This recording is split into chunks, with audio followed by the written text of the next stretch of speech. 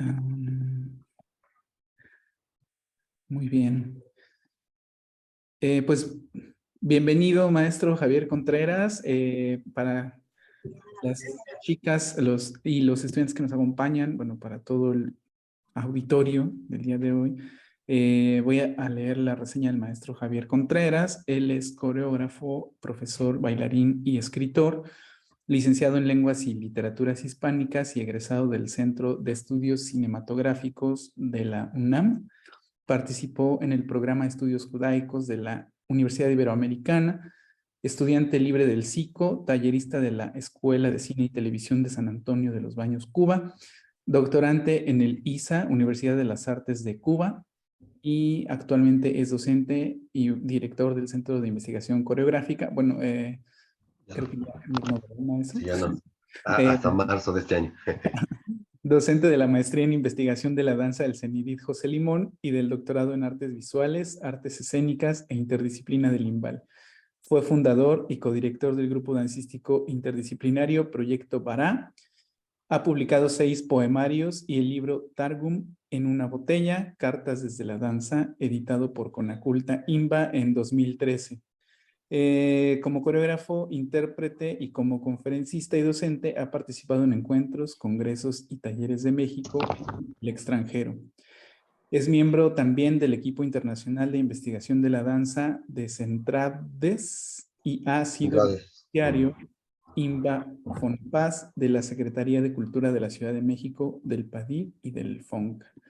Pues bienvenido, maestrazo Javier Contreras. Un honor tenerte por acá compartiendo con las y los estudiantes de la Escuela de Folclore. Eh, la pantalla es toda tuya. Muchas gracias. No, al contrario, pues muchas gracias por la invitación, Juan Carlos. Un saludo a todas y a todos. Espero que la conversación sea de provecho. Yo como verán, soy un maestro a la antigüita. La barba, el color de la barba ya les dirá por dónde ando en términos etarios. Pues, entonces más bien expongo. Espero no aburrirlos. Y cuando quieran hacer una pregunta, háganla. Mi idea es un poco como hacer una exposición general, después dar pie a preguntas, después, digamos, comentar las preguntas, hacer otro desarrollo y cerrar otra vez de nuevo con preguntas. Entonces, pero si en el desarrollo de la conversación quieren ustedes intervenir, preguntar, pedir alguna precisión, por supuesto que pueden hacerlo sin ningún problema. Mire, pues bueno, yo básicamente, yo en el terreno de la danza escénica contemporánea occidental, porque siempre digo de la danza escénica occidental, así llamada contemporánea, digamos, pertenezco digamos, a este territorio de la praxis dancística. Entonces, lo que les diga, pues bueno, ojalá pueda ser de utilidad para ustedes que más bien trabajan la danza folclórica, eh, pero bueno, les digo, más bien yo me muevo en el ámbito de la danza contemporánea, aunque también entiendo que venturosamente en la actualidad las fronteras entre los géneros y particularmente entre la danza folclórica y la danza contemporánea, pues se están diluyendo desde mi punto de vista con mucha fortuna. Porque me parece que además repite, no repite, pero se inscribe en una praxis enunciativa artística de América Latina, particularmente, por ejemplo, de la música, de la plástica y de la literatura, pero ahorita vamos a ir para allá. Bueno, lo primero es que si habrán visto el texto, a mí me parece muy importante eh, romper con la idea de esta idea muy arraigada que tenemos de pensarnos históricamente en términos de atraso y vanguardia. Esto me parece a mí clave, eh, porque me parece que cuando nos pensamos con estas categorías, quedamos atrapados precisamente en el ámbito del pensamiento colonial, en el ámbito de lo que Boaventura de Sousa Santos llamaría las epistemologías del norte. Me gusta recordar una anécdota de hace años, si no mal recuerdo fue el 2009 o 2008, vinieron unos compañeros de América del Sur, el gran coreógrafo Marcelo Levy, que es, te lo recomiendo, es un gran coreógrafo, Natacha, ay, se me fue el apellido, es una gran organizadora y gestora cultural, Natacha Melo, organizadora cultural de Uruguay, bueno, y de América Latina, pero ahorita centrada básicamente en Uruguay, es uruguaya. Y vinieron a un encuentro, la versión mexicana de un encuentro que se organizaba en aquellos años por la Red Sudamericana de Danza que se llamaba Diálogos. Y en los diálogos la idea era presentar ante el público al mismo tiempo a creadores y creadoras coreográficas y a críticos de críticas.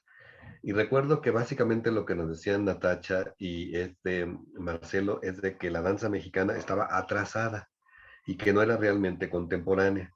Entonces eso obviamente generó enojo entre las huestes mexicas, pero también era claro que estaban aplicando criterios que no tenían que ver con el propio desarrollo de nuestras danzas. Entonces ya esa idea de atrasado y contemporáneo implica pues un problema y para eso sí me quiero recordar a Boaventura. Bueno, pero me regreso un poquito. Pero con estos juicios se plantea que es bueno ser contemporáneo y estar a la vanguardia y es malo estar atrasado. Pero ¿quién define lo que es lo contemporáneo y quién define qué es lo atrasado y con base en qué criterios? Esto es lo que no se discutía, lo que muchas veces no se discute y lo que se encuentra, digamos, del todo naturalizado. Entonces era necesario someterlo a crítica y para tener una visión más justa de lo que son nuestros propios procesos de enunciación dancística.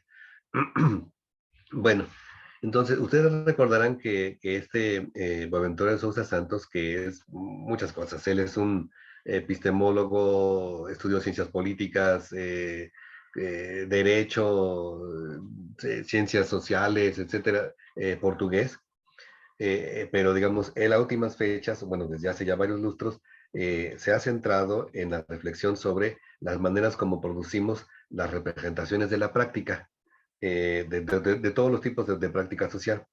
Y a esta reflexión sobre las representaciones que nos hacemos de nuestras prácticas, él le llama una reflexión sobre las epistemologías.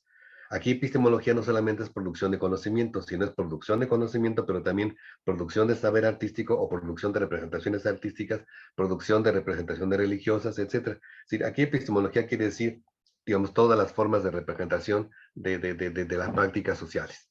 Entonces, bueno, pero él en su reflexión sobre estas representaciones, él dice que tenemos que tomar en cuenta básicamente, digamos, dos grandes paradigmas. Uno, el que él llama las epistemologías del norte, y otro que es las epistemologías del sur. Las epistemologías del norte, dicho así, lo estoy simplificando de manera bárbara, ustedes me perdonarán, pero entonces por eso ahí están los libros para que ustedes los revisen con cuidado. Digamos, las epistemologías del norte serían aquellas formas de representación y producciones de saber que están ligados, digamos, a los centros de poder hegemónico en el mundo, particularmente a los centros de poder hegemónico occidentales, que son los dominantes en el mundo. Y dice, son las formas de construcción de saber, las formas de producción de saber ligados, digamos, a las experiencias del dominio del capital, del dominio colonial y del dominio patriarcal. O sea, dominio de clase, dominio colonial, dominio patriarcal, dominio étnico, etcétera, ¿no?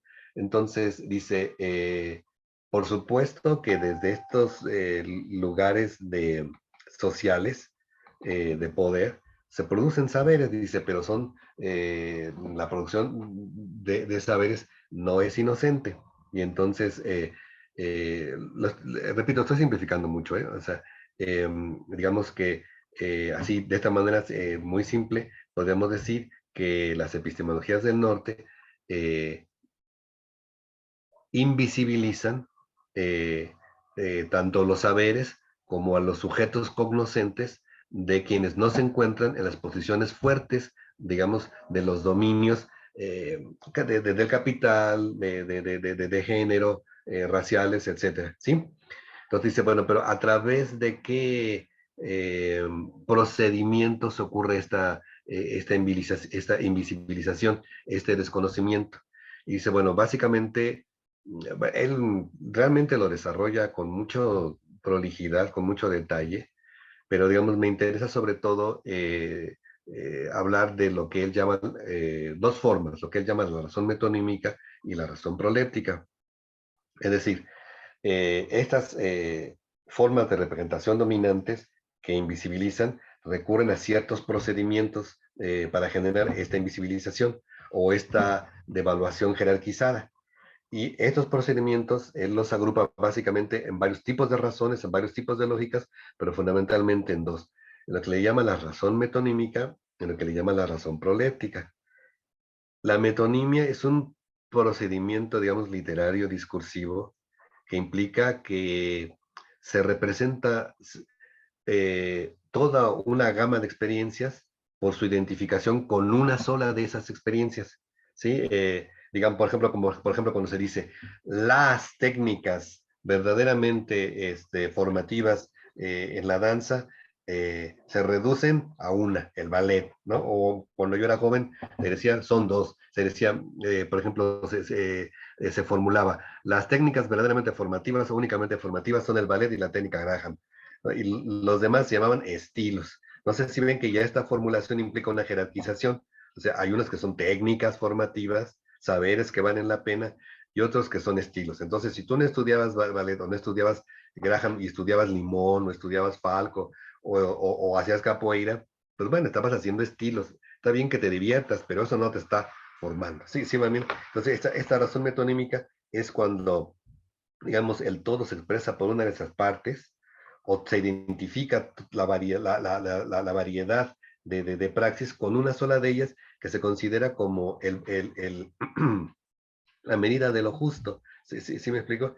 Y entonces dice Boaventura de Sousa Santos, en estas lógicas epistemológicas de dominio, como todos ya sabemos, pues pesan mucho los paradigmas y las concepciones, digamos, del occidente dominante. Eh, estos paradigmas Bolívar Echeverría, un filósofo ecuatoriano-mexicano, él los definía como las propias de la modernidad de la blanquitud occidental, ¿sí? Hay diversas enunciaciones, diversas caracterizaciones de digamos, de este paradigma, pero bueno, pero la idea es de que los conocimientos, digamos, dominantes occidentales invisibilizan o devalúan los otros saberes, las otras formas de representación, las otras prácticas, a partir de que aplican esta lógica de la razón metonímica, ¿sí? Entonces, como veíamos hace rato, el ballet es la técnica formativa y las demás, pues bueno, son deporte, ¿no? Sí, sí, para decirlo de alguna manera, ¿sí? Este, y la otra razón se llama razón proléptica. La prolepsis es un procedimiento también, pues es literario, pero también es también, digamos, conceptual, epistemológico, que implica que podemos predecir el futuro a partir de los datos del presente. Si les gusta la ciencia ficción, o sea, verán, ¿no? O las películas, las novelas, o los cuentos de ciencia ficción, se proyecta hacia el futuro, lo que será la humanidad en el futuro a partir de las condiciones sociales del presente, ¿no?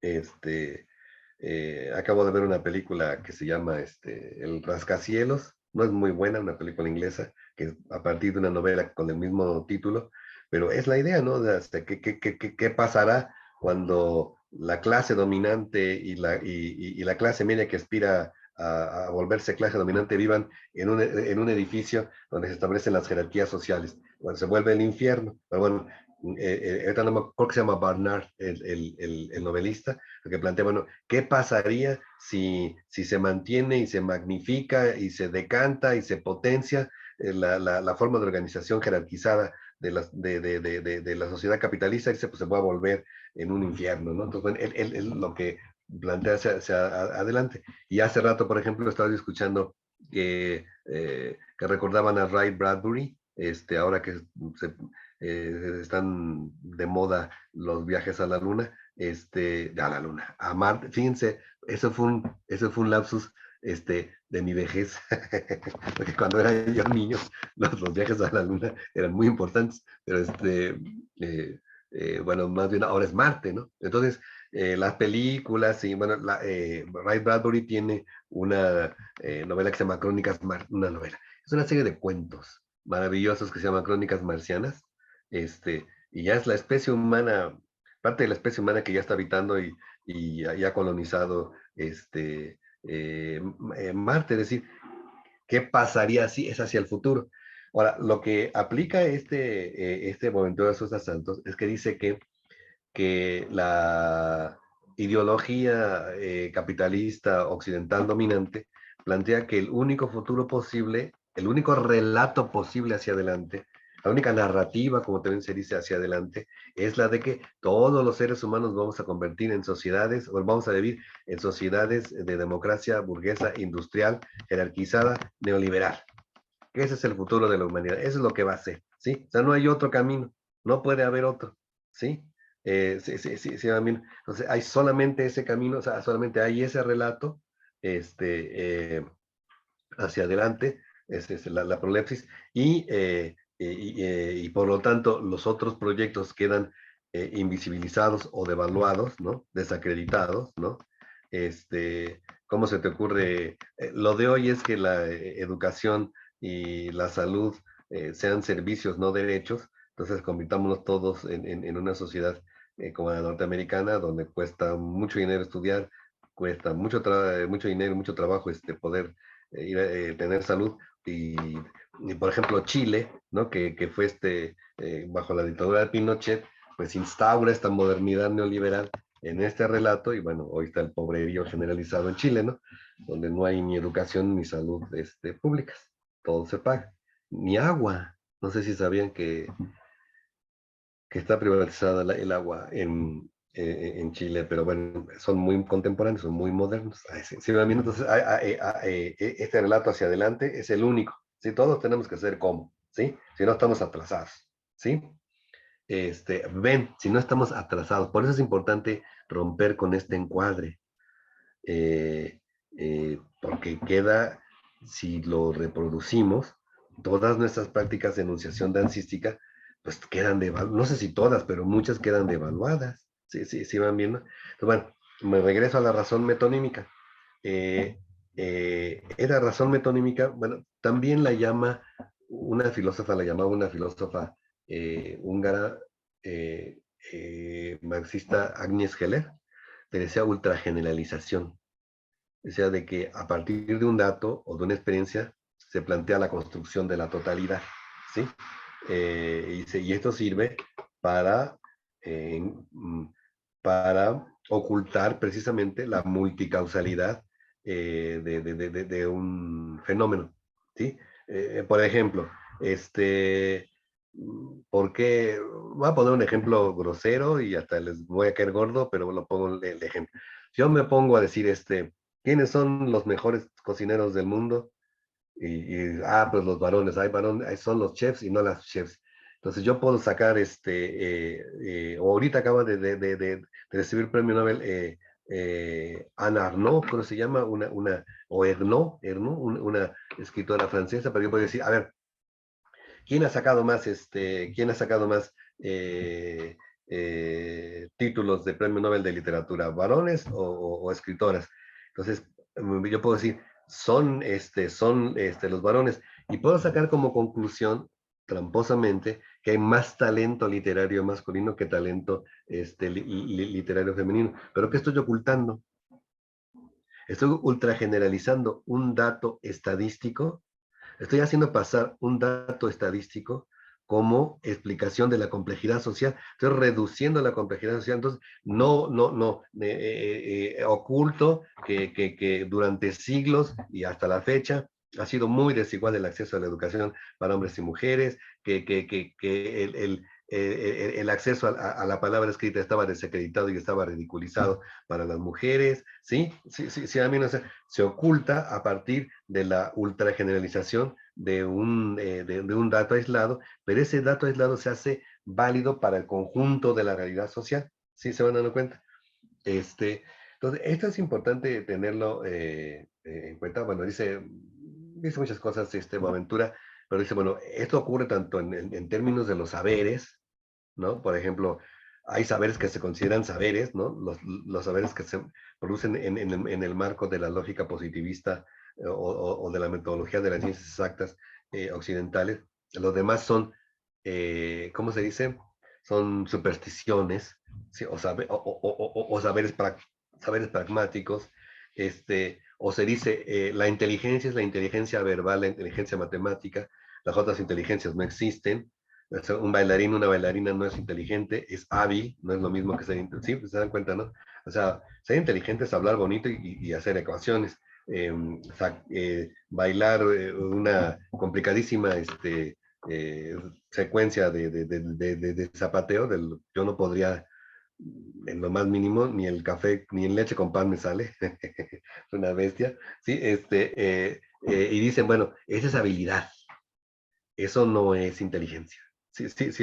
Hoy sabemos que hay las inteligencias múltiples, etcétera, pero más allá de que lo sepamos, es verdad que todavía se sigue planteando eh, centralización en el logos entendido como formulaciones de saber o de análisis o de intelección verbales matemáticas, ¿sí? Entonces, bueno, ocurre en el término de los saberes, ocurre en términos de las artes, fíjense, arte, pues las artes contemporáneas occidentales, el folclore, pues bueno, es un resabio, ¿no? Es un resabio de las sociedades atrasadas, sí, se dan cuenta, pues bueno, donde todavía no se han civilizado en esos términos de relato proléptico que veíamos hace rato, ¿no? De que todos tenemos que ser de una forma y no de otra, ¿sí? ¿Se dan cuenta qué gran expulsión de la diversidad implica esto? Por eso Boaventura Sousa Santos dice que la epistemología del norte es también culturicida. Ha habido digamos, violencia sobre las prácticas culturales, ¿no? Bueno, pasa en los espacios, ¿verdad? También decimos, pues, ¿dónde ahorita, bueno, en danza contemporánea, dónde es el lugar ahorita? Pues Berlín, hay que ir a Berlín. Pues, si te dan una beca, te dicen, ay, acaban de sacarte una beca para Berlín y otra para Buenos Aires, ¿para dónde te vas? Pues te vas a Berlín. Pero dicen, ¿te vas a Buenos Aires o San José de Costa Rica? No, pues me voy a Buenos Aires. Bueno, no sé, si me explico, Monterrey o la Ciudad de México, pues, Ciudad de México, sí, van viendo, hay lugares que están prestigiados que tienen mayor peso y que van excluyendo a los otros. Eh, Se da en términos y lo mismo de edad y demás, en otros momentos la palabra por ejemplo, ¿no? La palabra del mayor era la palabra autorizada, ya no tanto, ¿sí? Ahora ya somos unos viejucos que, que decimos sandeces, ¿no? Y la palabra y las necesidades, sí, se van a dar cuenta, hay una exclusión del otro, ¿sí? Sí, por ejemplo, es obligatorio, bueno, a lo mejor como yo me estoy haciendo viejo, como se darán cuenta, pues lo percibo más, pero este asunto de que hay que llegar a ser mm, eh, viejo, pero siendo joven, ¿no? Se dice, no, pues uno es viejo porque no hay de otra, ¿sí? Pero bueno, sí, también. Entonces, esto que estoy simplificando muchísimo, eh, pero bueno, por supuesto que esto tiene impacto en las prácticas artísticas, ¿sí? Eh, Les pongo un ejemplo de cuando yo era estudiante de literatura hace como 10.000 años. Eh, tomamos clase con el doctor Sergio Fernández, un excelente escritor mexicano, ya fallecido, y decía, no pierdan el tiempo leyendo literatura mexicana del siglo XIX, porque esos no son ni novelas. Porque fíjense, porque el siglo XIX en la literatura, digamos, iba a decir universal, háganme el favor, en la literatura, fíjense, de decir universal es ya razón metonímica, ¿sí se dan cuenta? Es decir, en el siglo XIX los grandes novelistas están básicamente en tres lugares,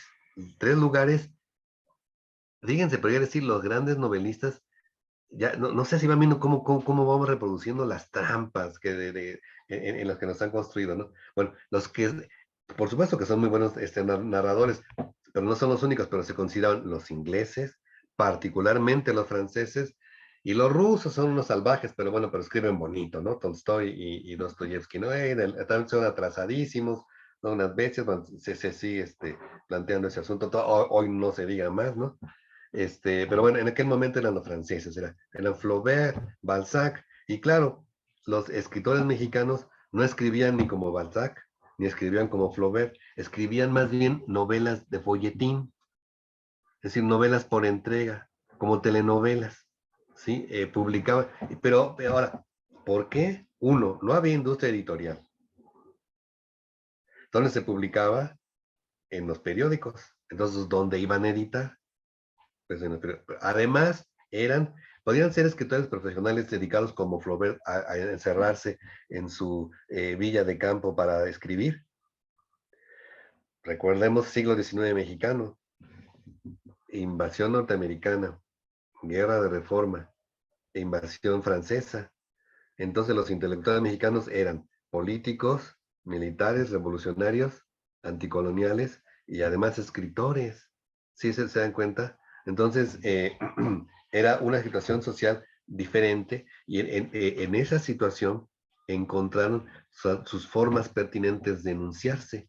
Y recuerdo que en el último año de mi carrera de letras, hace también ya como 10,000 años, la doctora Margot Glantz nos decía, vamos a estudiar la literatura mexicana del siglo XIX. Es maravillosa, es maravillosa. Yo aprendí a amar, como no tienen idea, a esos escritores. No son Balzac, y no iban a ser nunca Balzac, no eran Flaubert, nunca iban a ser Flaubert, ¿sí? Escribían de otra manera, desde su circunstancia, pero no, ¿cómo quiero decirles? No era novela menor, era novela específica, era narrativa específica. Claro, si yo considero que el modelo narrativo es el que instaura Flaubert, pues entonces los demás quedan atrasados o son versiones menores o ni siquiera son literatura. Van viendo por qué hay que romper eh, esta estructura del atraso de vanguardia.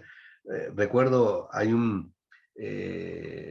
bueno, yo voy de un lado a otro. Si un momento determinado saco bolas, me dicen, a ver, regrese semestre, no tengo problema, pero estoy recordando cómo un investigador de la danza y del teatro chileno que se llama Camilo Rosen, eh, muy bueno. Él tiene un texto muy provocador que lo escuché cuando lo presentó en Santiago de Chile y luego lo publicó, que dice, la historia de la danza chilena no existe. Entonces, pero él lo hizo como una provocación, porque decía, es que cada nueva generación de coreógrafos y coreógrafas y de bailarines y bailarinas contemporáneos en Chile, dicen que con ellos empieza la danza porque ellos son los que están ligados con el momento artístico metropolitano europeo o norteamericano. Entonces, ahí empieza la danza, porque nosotros ya estamos en el tiempo contemporáneo, ¿se dan cuenta? O sea, es como si yo dijera, ahorita yo me voy a ver qué está haciendo en Berlín y en Nueva York. Lo traigo, entonces conmigo empieza la danza contemporánea porque ya estoy en el tiempo de la contemporaneidad correcta, ¿se dan cuenta? Los otros estaban atrasados, entonces eso ni danza es, ¿se dan cuenta? Por eso el bromea dice, no existe camino, exacto, eso, sí, sobre la existencia de una historia de danza chilena, perfecto. Pues bromea, ¿no? Dice, pues entonces con estos criterios, pues no hay historia de la danza, porque cada vez empezamos, ¿se dan cuenta? Entonces, hay décadas, por la danza moderna, contemporánea chilena, por lo menos existe desde los años 30. Tiene un desarrollo, bueno, no es parecido, pero temporalmente similar al de la danza mexicana. ¿Se dan cuenta? Pero entonces, esos lustros, esas décadas no existen. Sí, como cuando decía el doctor Sergio Fernández, la literatura, la narrativa mexicana del siglo XIX no existe. Sí, sí, sí. Entonces, hay que romper con esta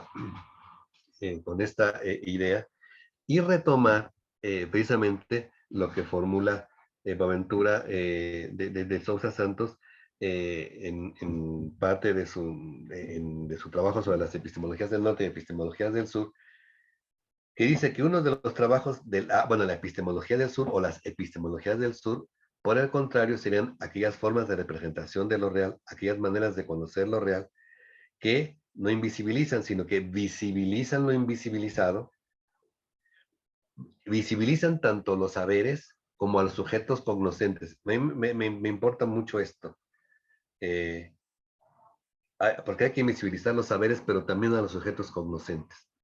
Esto me parece particularmente importante para la danza, porque para la danza se considera que el bailarín es alguien que puede, alguien que es posible de conocer su praxis, pero él no es sujeto cognoscente, o sea, él no produce saber, ¿sí? Yo puedo hacer crítica o investigación sobre las corrientes dancísticas, ¿sí? Pero el bailarín es bailarín, no produce, el coreógrafo es coreógrafo, no produce saber.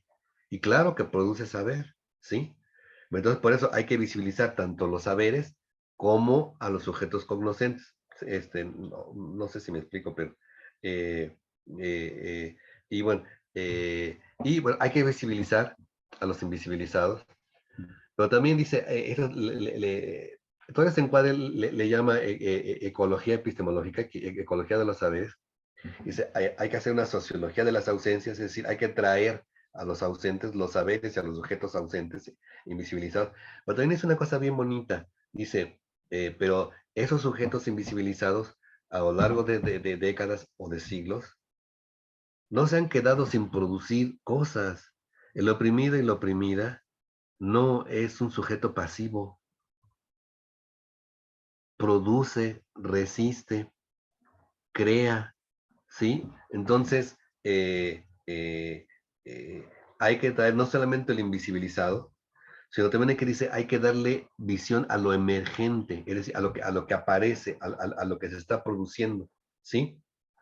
Seguramente, voy a decir una obviedad, ustedes lo deben de conocer muy bien, seguramente las danzas folclóricas o así llamadas folclóricas del presente de las comunidades no se han de parecer mucho o del todo a lo que se practicaba hace 300 años, pues porque las comunidades están vivas, ¿sí? Y seguramente tuvieron que hacer acomodos, resistencias, sus propios, o sea, voy a poner un ejemplo medio babas. Ustedes saben, ¿no? O sea, si nos hacemos un viaje a Cuba, me acuerdo, voy con una amiga, Soleida Ríos, una gran poeta cubana, afrodescendiente, y dice, vamos a esta iglesia católica y vamos a la iglesia católica de un barrio del centro de La Habana Vieja y me va diciendo quiénes son los orillas que están abajo de cada figura cristiana. Sí, sí, sí, sí, o sea, es- está, están invisibilizados, pero ahí están. Sí, sí, sí, sí, amén. Y no se dejó de producir cultura, ni rituales, ni nada. Y también hay saberes nuevos. Eh, les pongo un ejemplo. Ahorita una América Chavarría, lo que pasa es que no me acuerdo, es su segundo apellido, creo que Medina. Es una bailarina y coreógrafa cubana, afrodescendiente, por ejemplo, que ella está bailando roles folclóricos que en la tradición cubana solamente son posibles de bailar por los varones. Y ella les dice a sus maestros, ustedes me dicen que eso no es correcto, que porque eso así no es la religión. Dice, pero yo no quiero hacer religión, yo quiero hacer arte, ¿sí? Y entonces, si no desligamos el trabajo de la danza de base folclórica cubana, de lo religioso, no vamos a poder nombrar y problematizar el presente. Yo quiero nombrar como mujer afrodescendiente, joven, de Cuba socialista. ¿Sí se dan cuenta? Ya no es de hace 100 años, 200 años. Sí, sí, es otra cosa. Sí, se van dando cuenta. Son saberes, está produciendo nuevas maneras de representación. O sea, hay cosas que emergen. No solamente es aquello que quedó invisibilizado, recuperar tradiciones, por ejemplo, sino también darle presencia a lo que se genera como novedad, como novedoso, como creativo, como poiesis social. ¿Sí me voy explicando? Entonces, en esta misma lógica, Boaventura de Sousa Santos dice, por ejemplo, hay que multiplicar los presentes. Es decir, hay que multiplicar las contemporaneidades. No hay una contemporaneidad. Hay varias contemporaneidades. ¿Sí? Ojo, no estoy diciendo que no haya propuestas epistemológicas, artísticas, políticas, etcétera, mejores que otras. No digo que todas son equivalentes, ¿sí? Pero eso, voy a plantear lo siguiente. Sí, podemos plantear como valor que la inclusión y la ampliación de capacidad de toma de decisiones para todos y todas es un criterio de contemporaneidad. Sí, sí, se van viendo. Entonces, este es un criterio de contemporaneidad, pero que no se aplica automáticamente al occidental, porque precisamente como vimos hace ratito, muchas de las formulaciones dominantes occidentales no son inclusivas ni diversas, sino son excluyentes y autorreferenciales. ¿Sí van viendo? Entonces, a lo mejor hay más contemporaneidad en un caracol zapatista que en una galería de Nueva York. ¿Sí van viendo? Entonces, si cambiamos los criterios, ¿sí? Y vamos viendo qué quiere decir contemporaneidad, qué quiere decir contemporaneidad, qué contemporaneidad necesitamos. A lo mejor necesitamos las dos, ¿sí? Pero no una excluyendo a la otra, ¿sí? Me explico. Entonces, por eso es muy importante esto tenerlo presente. Eh, lo voy a ligar con otra cosa. Bueno, con dos cosas más ahorita. Eh, pero bueno, ahorita lo digo con un desarrollo que hizo un investigador de la literatura uruguayo que se llamaba Ángel Rama, que habla de la ciudad letrada. Dice que, bueno, más o menos hasta aquí voy siendo claro, no estoy confundido, no está, sí, ha sido, porque luego, digo yo me lanzo y voy en zigzag y luego puedo ser medio confuso, pero espero que no. Entonces, agrego esto que dice Ángel Rama. Lo voy a ligar con lo que dice Boaventura. Ellos no se conocieron. Ángel Rama murió antes que nosotros conociéramos lo que Boaventura está diciendo de unos años para acá. Eh, Murió en un avionazo en Madrid hace muchos años. Pero Ángel Rama decía que precisamente cuando empezó la conquista, dice, fue una conquista colonizadora que estableció una ciudad letrada. Dice que, como dice, con los conquistadores venían con órdenes del rey, del emperador, de la emperadora, para fundar ciudades con un trazo ya, estaba hecho allá.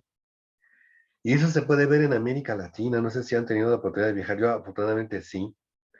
Y entonces vas a Ecuador y te encuentras la plaza, ¿sí? Con el kiosco al centro, con la catedral de un lado, la iglesia de un lado, y del otro lado el palacio de gobierno, ¿sí? Y la ciudad cuadrada. Eso está en Lima, está en la Ciudad de México, está en Bogotá, está en Cuenca, Ecuador, está en Quito, a donde vayas, ¿sí? Porque esta ciudad se trasladó de Europa hacia acá, ¿sí? Dice, pero dice Ángel Rama, dice, Pero no solamente es un asunto de carácter geográfico o digamos arquitectónico, sino que también fue la constitución de un grupo de intelectuales, de teólogos y de estudiosos y de sabios del derecho, ¿sí? Particularmente varones, después ya las mujeres, pero particularmente varones por siglos, dice que reproducían, ¿sí? El esquema ideológico europeo, hispánico o portugués, si es que es Brasil, para las provincias, ¿sí se dan cuenta? ¿Sí? Y hay sí provincia que sí que hay una metrópoli y hay provincias, sí, también se sigue aplicando ese criterio de centro-periferia. Entonces dice, y este modelo tiene un libro que se llama La Ciudad Letrada, dice, se ha continuado hasta el presente. Hay una ciudad, hay un fortín civilizador, ¿sí? Vertical, legitimado, con respecto al resto, al resto de la población. Pienso yo, si el antiguo Fonca, o ya no me acuerdo cómo se llama, si no era una ciudad letrada, o el Centro Nacional de las Artes no es una ciudad letrada. A ver, ¿por qué cuando se forma el Centro Nacional de las Artes, ustedes no sé si sabían, pero, bueno, sí, seguramente, bueno, no sé, están muy jóvenes, pero en la escuela donde ustedes estudian, ahí ahí frente al Campo Marte, ahí estaban las tres escuelas de contemporáneo, de folclore y de ballet. Cuando se forma el Centro Nacional de las Artes, se va lo occidental, ¿se dan cuenta? Al Centro Nacional de las Artes, a la Universidad de las Artes, ¿qué va a hacer? La Universidad de las Artes. La danza folclórica se queda en Chapultepec, ¿sí va viendo? O sea, donde es el Centro de las Artes, ¿sí? Ahí van las artes occidentales, las valiosas, entre se dan cuenta, las valiosas, las verdaderamente artísticas. Sí, el centro del país, la vanguardia y provincia, exactamente. Sí, así es, este esquema se repite. Y no solamente en América, igual en otros lugares, no sé, en Francia, pregúntenle qué piensan los parisinos de los bretones y te dicen que son una bola de bestias, ¿no? O a los berlineses qué piensan de los de Westfalia, los de Bavaria, no más bien de Bavaria, y te dicen que los bávaros son, sí, los orangutanes, sí. Y fíjense, pero la misma manera de hablar, ¿qué culpa tienen los orangutanes? No sé por qué decimos que los orangutanes son salvajes, capaz que son más corteses que, bueno, ellos no han destruido tanta naturaleza como nosotros, como es el primate humano. Pero bueno, sí van viendo. Entonces, esta cuestión de la razón metonímica y de la razón proléptica se articula con esta idea de la ciudad letrada que llega que llega hasta el presente. Por eso a mí me da mucho gusto cuando aquí, no es por darle su cebollazo aquí al buen Juan Carlos, pero como Juan Carlos, que empiecen a hacer estas combinaciones de danza folclórica contemporánea, es romper el muro de la ciudad letrada. ¿Quiénes están afuera y quiénes están adentro? Con permiso, no pido autorización, no te pido autorización. Yo hago lo que necesito hacer. Sí, van viendo. Entonces, así hay que, yo digo, así hay que trabajar, hay que trabajar con esa audacia, ¿sí? Se van a enojar unos y otros, unas y otras, ¿no? Eso no es folclore.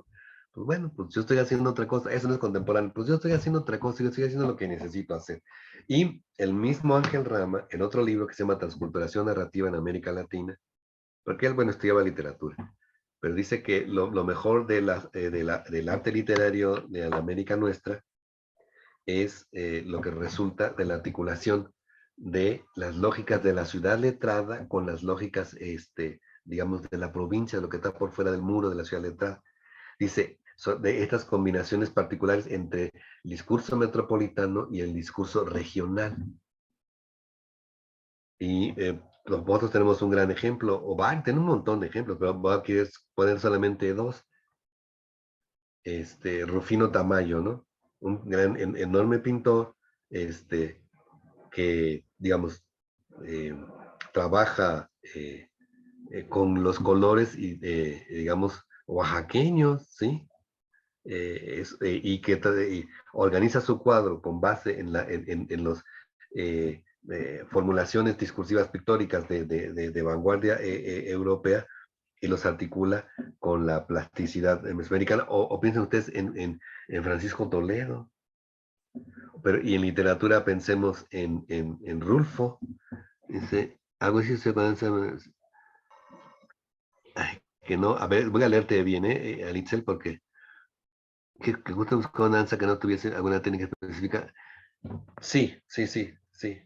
Sí, algo así también. Sí, pero sí, sí, sí, sí, sí, sí, entonces es importante no casarnos con estas ideas de la razón proléptica y de la razón metonímica y de la ciudad letrada eh, para asumir lo que yo le llamo la autonomía de enunciación. Es decir, autonomía de enunciación es qué recursos discursivos necesitamos para nombrarnos a nosotras, a nosotros mismos, mismas. Si para eso necesito usar un ballet combinado con danza de concheros, si eso es lo que necesito, lo hago, ¿sí? Sí, sí, sí me explico. O al contrario, lo que necesito es hacer un haiku para decir cómo me siento el amanecer, cómo vivo el amanecer al mirar por la ventana. Bueno, mirar por mi ventana veo otro edificio, pero bueno, suponiendo que estuviera en un lugar bonito, ¿sí? Pues, hago haiku, que es japonés, ¿sí? La autonomía de enunciación no es ausencia de influencias ni de determinaciones, sino articulación específica para nombrarme. Y nombrarse es un derecho y es una tarea política fundamental. Cuando yo me nombro a mí mismo, a mí misma, estoy ejerciendo, estoy haciendo un hecho político, semiótico político, porque ya no me nombra el otro, me nombro a mí mismo, ¿sí? Eh, eh, a ver, vamos a ver otro ejemplo, eh, a ver, mi corazón, mi cielo, eres el eh, ¿cómo se llama? La presencia de Dios en la tierra, oh, de mujer virginal, que no sé qué. Y pues las feministas dicen, pues yo no soy esa, ¿no? Esa es así como tú me nombras. Yo me quiero nombrar de otra manera, ¿sí? Y recuerdo un poema de Marge Piercy, una escritora norteamericana feminista todavía viva, muy famosa desde los años 60, 70, de la contracultura, sobre todo de California. Tiene un libro que se llama La mujer inconveniente. Sí, dice, o la mujer a la intemperie. Yo soy una mujer inconveniente que vive a la intemperie. ¿Sí? Entonces, otra forma de nombrarse, ¿sí? Se dan cuenta. Eh, o cuando decimos, lo naco es chido, ¿no? Bueno, creo que a ustedes no les tocó ser más bien de mis épocas, pero sí déjame decir, bueno, si tú me dices naco, yo te digo que lo naco es chido, lo resignifico, me autonombro, ¿sí? O cuando las comunidades afrodescendientes decían black is beautiful, porque ven que todo el mundo decía, pues, negro es terrible, ¿no? Entonces lo cambian y dicen black is beautiful, ¿sí? Eh, eh, o, por ejemplo, ese es un ejemplo muy fuerte. Eh, me acaba de... Bueno, yo sabía, pero fui hace poco, hace como 2 meses, pude ir a Martinica, una isla del Caribe francés, y un teórico, un filósofo y teórico de colonial de Martinica, dice, dijo su nombre, no recuerdo, pero dice, yo me llamo Jean-Baptiste de Denis. Dice, pero yo no sé cómo me llamo. Si tú me quieres decir así, está bien, pero yo en realidad así no me llamo, porque Denis era el nombre, era el apellido o el nombre del que fue el esclavista, el dueño de mis antepasados que fueron esclavos. Entonces ese no es mi nombre, yo no sé cómo me llamo. Entonces me voy a poner otro nombre. Voy a poner un ejemplo de mis épocas. Cassius Clay, el famoso boxeador, no sé si lo conozcan, yo creo que no, porque bueno, era famosísimo, un peso completo o pesado, no me acuerdo cómo se llama, norteamericano, afrodescendiente, se cambió el nombre a Mohamed Ali, porque Cassius Clay era el nombre heredado de la situación de esclavitud. Entonces, pues, ¿por qué voy a llamarme como me pusieron? Yo voy a elegir mi nombre. Sí, sí, sí, sí, van viendo. Por ejemplo, por el contrario, cuando en el Imperio Austrohúngaro, hace también como muchos años, se, eh, se aceptó, fíjense que nada más, que los judíos podían ser ciudadanos y tener pero tenían que escribirse con nombres nuevos. Entonces, por ejemplo, eran nombres así, cara amarilla, sí,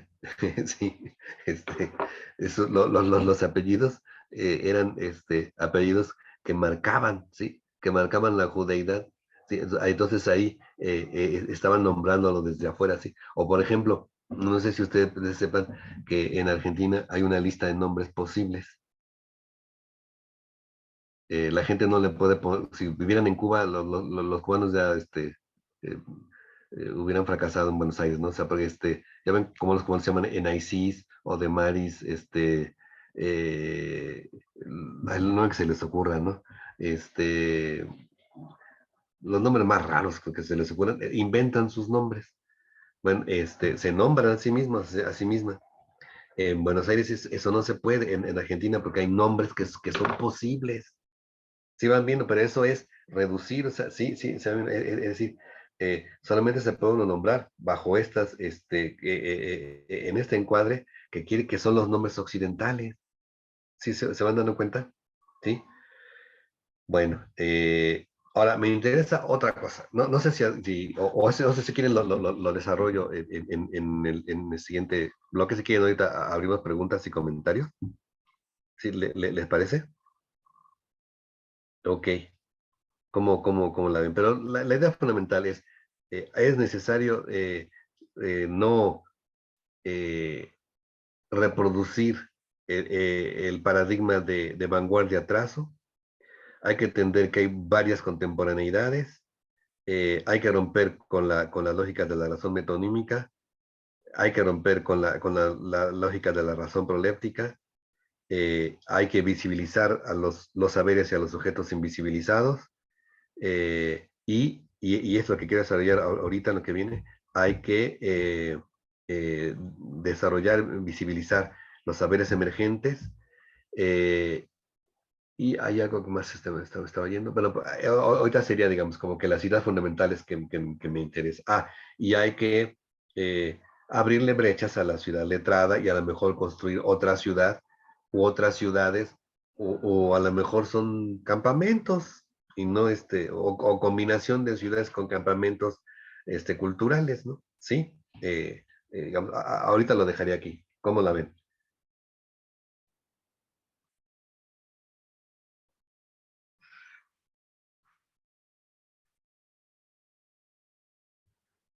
Si no hablan, me sigo, ¿eh? Y miren que tengo labia, nada es cierto.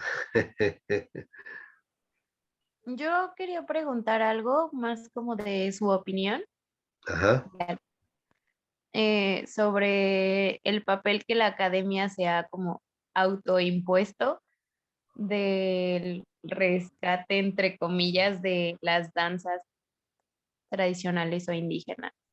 O sea que aun cuando ya las comunidades ya no quieren o no les interesa reproducir ciertas danzas, la academia se aferra a que hay que salvaguardarlas y mantenerlas vivas. Pues es una buena pregunta. Obviamente ustedes saben de eso más que yo, por supuesto, porque yo les digo, yo pertenezco más bien al ámbito de la danza así llamada contemporánea. Pero yo pensaría lo siguiente, es que yo hace años escribí una cosa, hace muchos años, cuando me topé con teníamos después del temblor, los bailarines y la gente de danza se organizó en algo que se llamaba Danza Mexicana de Acción Civil, y ahí cabían de todos los géneros. Y entonces me enfrenté con los ballets de folclore, o los grupos de folclore, tanto, digamos, los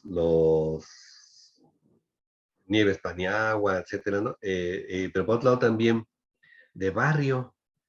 Y entonces me empecé a dar cuenta de que para algunos habitantes de la Ciudad de México, emigrantes, mantener la práctica de, de ciertas danzas y de ciertos rituales implicaba un asunto así de vivir creativamente la identidad, ¿no? Entonces, y bueno, y lo acabo de vivir hace poquito, fui a eh, un grupo de itzmeños y de itzmeñas de la Ciudad de México, tienen, bueno, arropan a una virgen y hacen su fiesta en una iglesia y bailan y van vestidas con su vestido tradicional.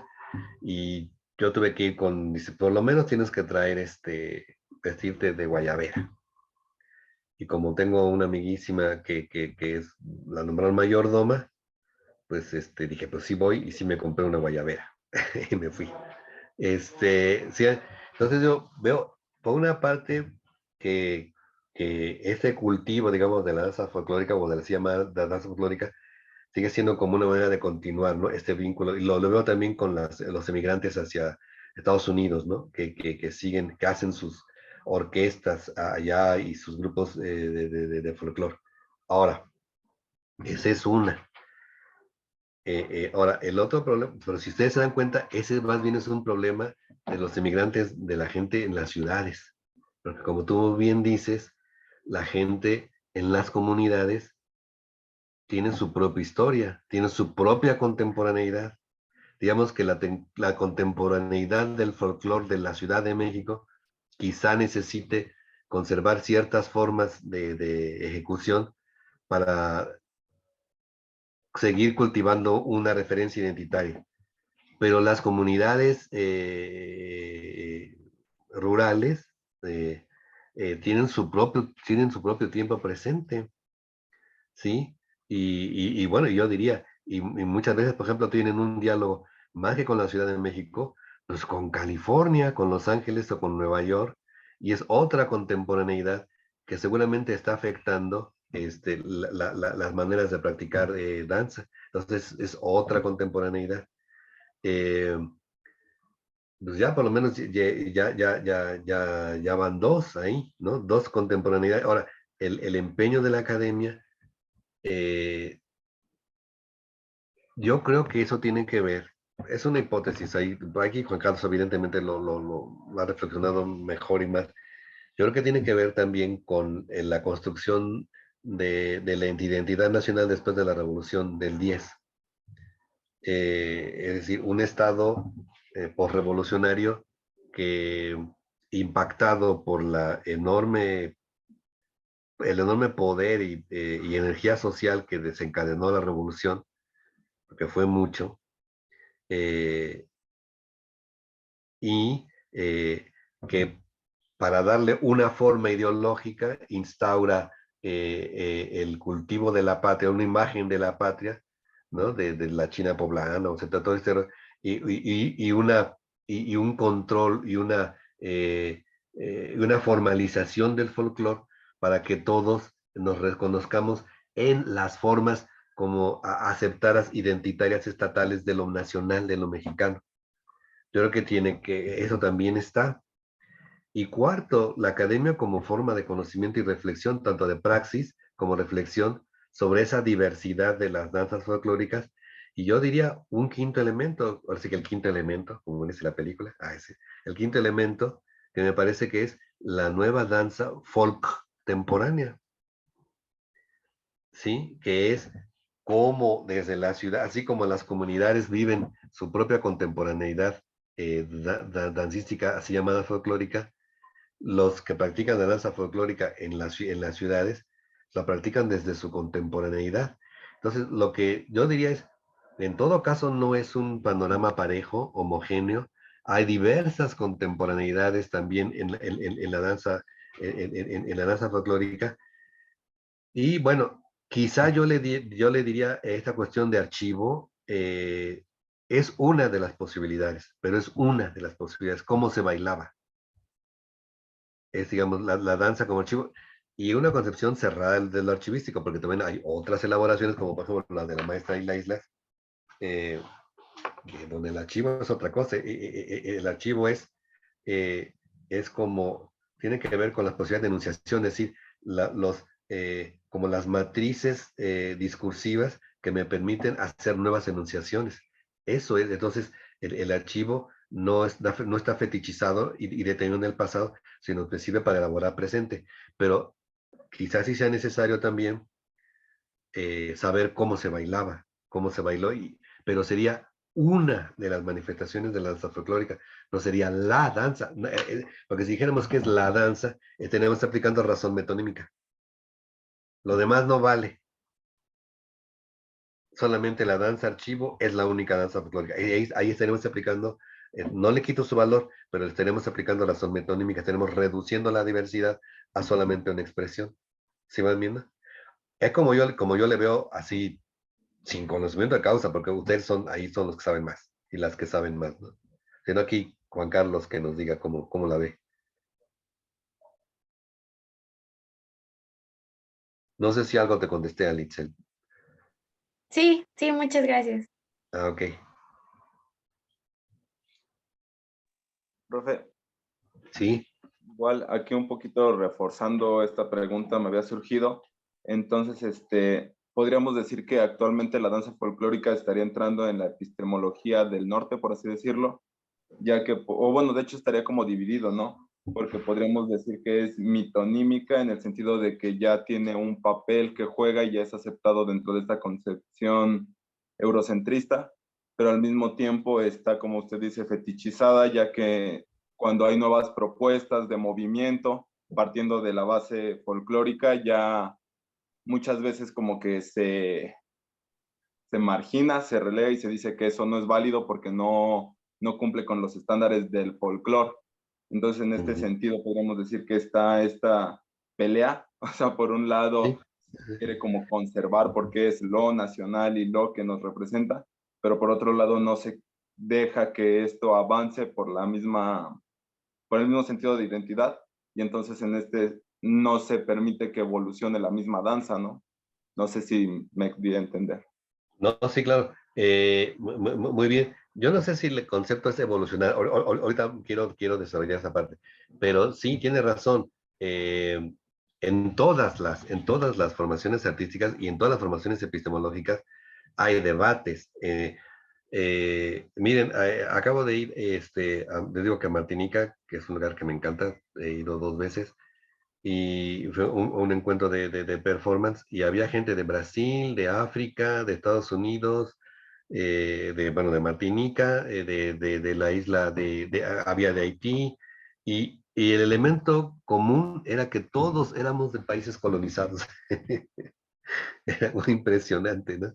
Y eh, y, y cada uno respondía y se peleaba, pues, con esa situación colonial, pero al mismo tiempo, bien interesante, hablábamos en 3 lenguas, bueno, yo lo que podía, inglés, francés y español, bueno, y por ahí se colaba el portugués. O sea, o sea, todos colonizados, todas colonizadas, y hablábamos en la lengua que es la nuestra, que ya es nuestra lengua materna, pero que es la lengua que llegó, que llegó como colonizado. ¿Se dan cuenta de esas contradicciones? Entonces, claro, lo que tú dices, Gabriel, tiene que ver con eso. Eh, en nuestras producciones simbólicas, en nuestras producciones artísticas, en las producciones culturales, este debate se da. Tú dijiste este pleito. Claro, hay ese pleito, por supuesto que sí, hay este debate, hay este pleito.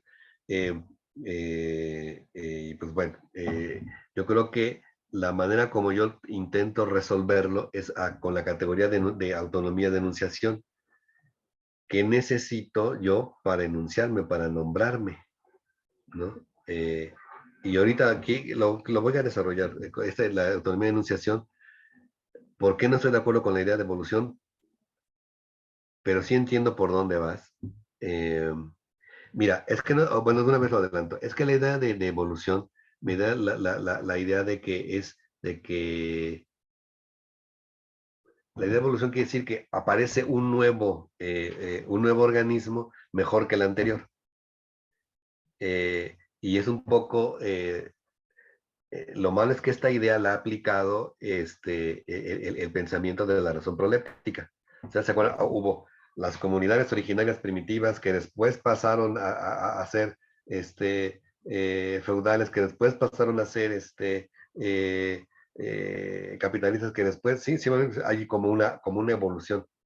Entonces, ahí hay que tener cuidado, pero sí te entiendo y estoy de acuerdo, porque yo sí creo que en ciertas contemporaneidades, en ciertos tiempos presentes, los discursos se agotan y es necesario renombrarse, ¿no? Y claro, cuando se fetichiza una sola forma de nombrarse, pues ya no te estás nombrando a ti mismo, estás siendo nombrado por el otro. Entonces sí es importante abrirle espacio a las nuevas formulaciones, a las nuevas enunciaciones, porque los discursos se agotan. Por ejemplo, yo no sé el folclore, yo creo que la danza contemporánea mexicana, desde mi punto de vista, hace rato que tiene agotados sus discursos y que hace falta una revolución en la danza escénica contemporánea mexicana, que ya vendrá. Se están sembrando los, los nuevos discursos, porque ya no da volver, no sé, yo quiero mucho a la maestra, hoy voy a decir algo fuerte, quiero mucho a la maestra Cecilia Lugo, me parece una excelente coreógrafa, pero yo digo, ya su manera de nombrar el mundo, ya no nombra la complejidad del mundo. Entonces me parece que lo mismo pasa, que no me oiga la maestra porque no le vayan a platicar. Porque digo, la quiero mucho, la respeto y he gozado y le agradezco coreografías, muchísimas, pero otras cuando digo, ay, hace falta, bueno, pero me lo digo a mí mismo me lo digo, por ejemplo, en el terreno de la poesía, que digo, ay, se me hace que yo utilizo una poesía que ya no nombra de la mejor manera lo que hay que encontrar otras formas discursivas, ¿sí? Y yo creo lo mismo pasa en el folclore, ¿no? O sea, hay formas ya canonizadas, fetichizadas, que ya no permiten problematizar, este, digamos, nuestras contemporaneidades. Entonces, en ese sentido, sí se requiere ampliar las posibilidades discursivas, ¿no? ¿Sí? No sé si te contesta algo, Gabriel, ¿sí? Sí, muchísimas gracias, profe. No, a ti.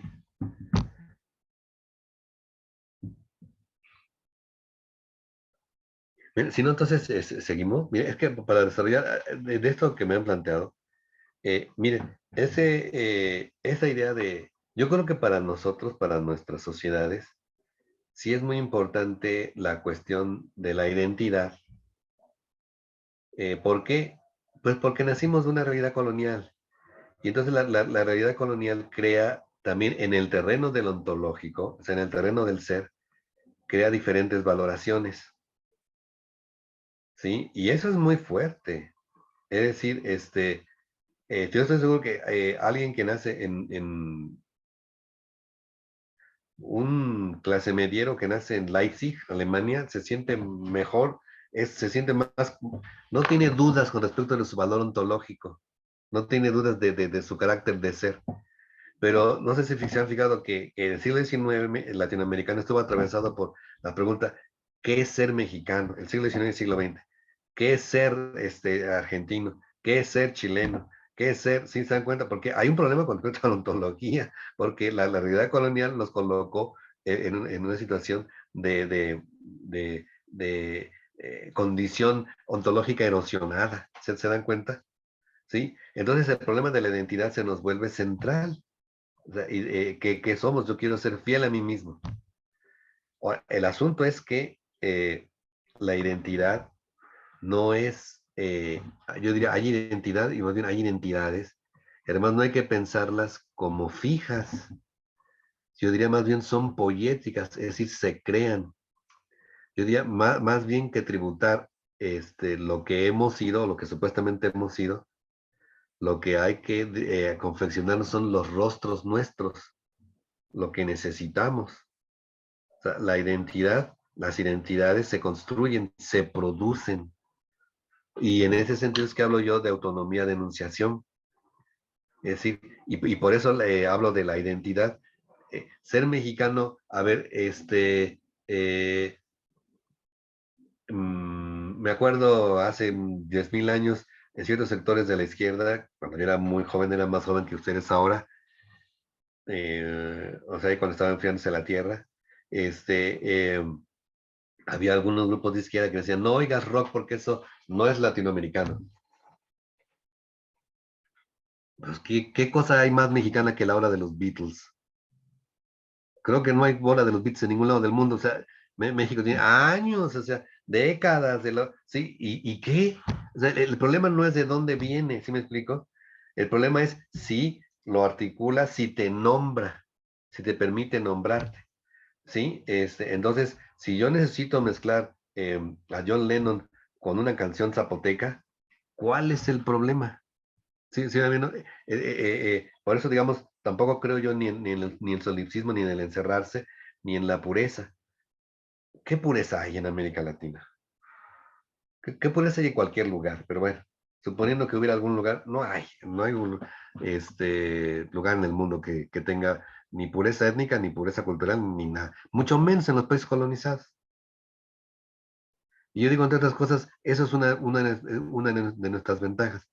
Nosotros podemos dialogar más con la diversidad que Europa. Porque Europa se ha construido de manera autorreferencial como blanquitud. Entonces no sabe qué hacer con los emigrantes. ¿Sí? No pueden. ¿Sí? Y nosotros, por nuestra condición colonizada y demás, por toda esta mezcla y demás, tenemos mayor capacidad de producir mestizaje, ¿no? Hibridaciones. ¿Sí? Pero si hablamos de hibridaciones hablamos de mestizaje, se dan cuenta, son procesos culturales y ontológicos creativos. ¿Sí? Entonces digo, en donde lo identitario no es lo original, que quien sea que sea, sino lo que queremos ser. Y, por supuesto, la idea sería que esto queda abierto. Entonces, los mexicanos del siglo XXIII, si es que la especie humana llega al siglo XXIII, pues serán diferentes a los mexicanos del siglo XXI, ¿no?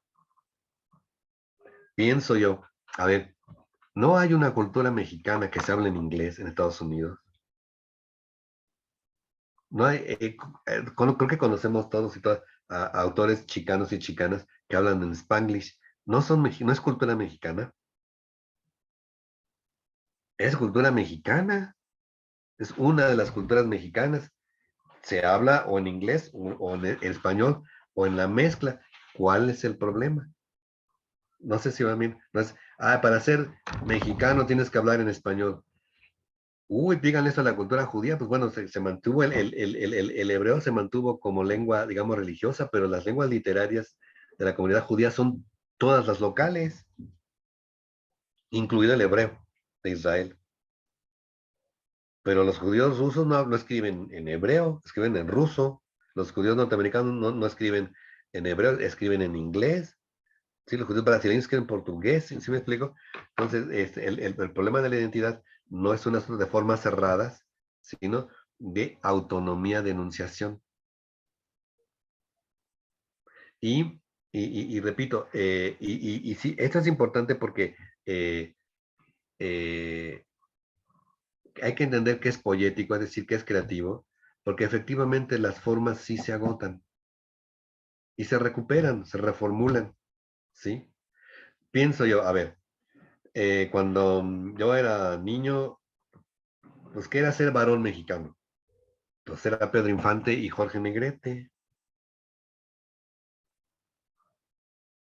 Borracho, parandero y jugador, muy valiente y disparador de balazos, ¿no? Estoy simplificando mucho, ¿sí? Pero era una de, sí, se dan cuenta. Y a mí me interesa tributar, fetichizar esa habilidad mexicana. A mí no. Y creo que no muchos ni muchas, ¿no? Sí, sí, entonces, ¿qué es ser mexicano? Si ser mexicano es identificarme con eso, Bueno, eso fue, pero ya no nos dice lo que necesitamos. Ya no queremos ser ese varón, ¿sí? O la mujer mexicana, resignada, ¿no? Dolores del Río con su rebozo, mirando el horizonte, sufriendo todo lo que pueda sufrir, porque es bien mexicana y por lo tanto es bien aguantadora. Que tiene que ver es con las muchachas que están pintando los monumentos. Sí, sí, mami. ¿Y quiénes son mexicanas? Pues las dos son mexicanas, pero ¿qué se necesita ahora? Pues esa mexicana rebelde, ¿no? Sí, sí, mami, ¿no? Entonces, y van a heredar a a los mexicanos y mexicanas que serán sus hijos o sus estudiantes o sus sobrinas, sobrinos, ¿sí? ¿Me voy explicando? Entonces, esta cuestión de la identidad y de la poiesis es central. De la, poiesis es la capacidad humana de crear.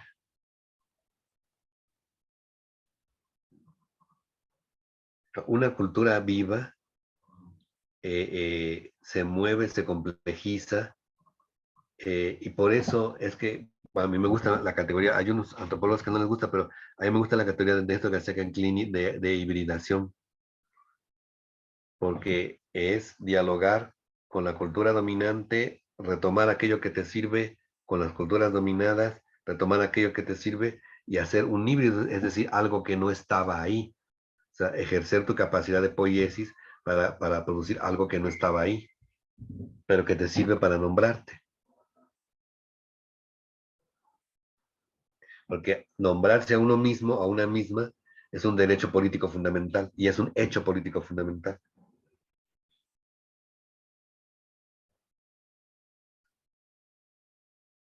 ¿Sí?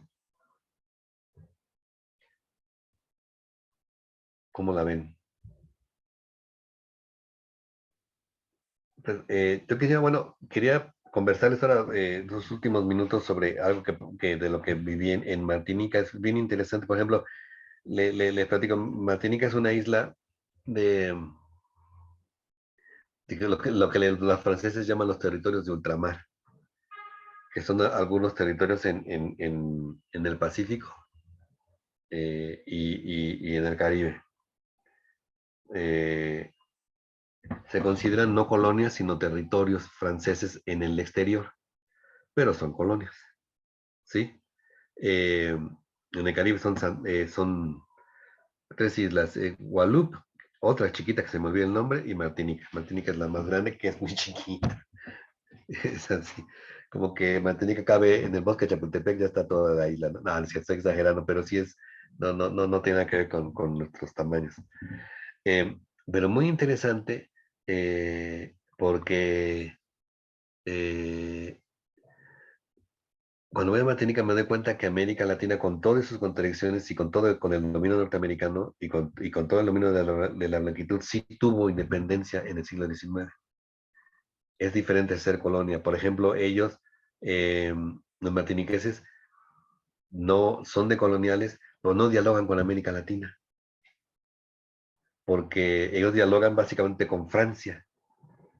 Es muy interesante porque siguen siendo colonia, siguen su referencia organizativo y administrativo, pues es París, es muy fuerte esa cosa. Pero bueno, les platico. Entonces, yo ahí tengo una amiga muy querida que se llama Anabel Geredrat, es una genial performer, inteligentísima, complicadísima, pero que, por ejemplo, cuando yo la conocí, ella tenía una obra que se llamaba Esta es una coreografía que no le va a gustar a mi mamá. Y empezaba ella vestida con un vestido corto, es muy guapa, con un vestido corto, enseñando sus piernas maravillosas, con una estola que tenía los colores de la bandera francesa y hablando en inglés. Y decía, I am a Caribbean girl. No sé si van viendo cómo iba jugando. Yo soy esa vestida decía ella, es que yo me he visto para el turismo sexual norteamericano o europeo que viene al Caribe, particularmente a Francia con las negras, ¿se dan cuenta? Entonces, y ella empieza a bailar y lo que hacen es un striptease muy fuerte. se quita el vestido, se quita la estola, se quita los lentes, se quita los zapatos, baila desnuda con muchísima fuerza por todo el escenario, y luego se para al centro y se muestra de frente, de perfil, de culo, y de nuevo de perfil y de frente, y dice, yo soy y ya lo dice en francés, yo soy una mujer martiniquesa, y esta coreografía no le va a gustar a mi mamá. Lo que es fuerte es que esa exhibición que hace de sí misma era la manera como se exhibían a los esclavos y a las esclavas, porque era como mirar a un caballo, ¿se dan cuenta? Entonces, ella está haciendo una obra muy cañona, así para decirlo técnicamente, ¿sí? Está diciendo, esa obra no la va a, no la va a gastar a mi mamá, porque, bueno, o sea, no le gusta a mi mamá Francia, ¿sí? ¿Se dan cuenta?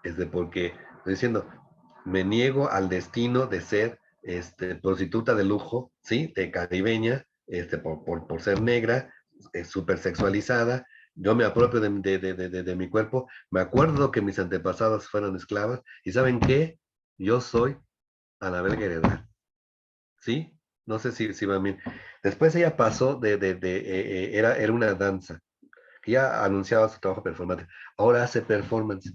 Y los performance, ella dice, está recuperando muchísimo de las tradiciones afroamericanas. Lo que pasa es que los franceses no permitieron el cultivo de las religiones africanas como si en Cuba, por ejemplo, o en Brasil o en Venezuela. En Martinica fue muy fuerte el control. Entonces ahora ella lo recupera, y lo que hace ahora son rituales a partir de eso. No está haciendo danza contemporánea, está haciendo rituales y fundamentalmente videodanzas o rituales escénicos. Por ejemplo, yo vi uno de los que fui, bueno, vi varios. Uno donde ella se baña es un video, ella se baña en un río, está recuperando Shun, las aguas, las aguas dulces, la miel, ¿sí?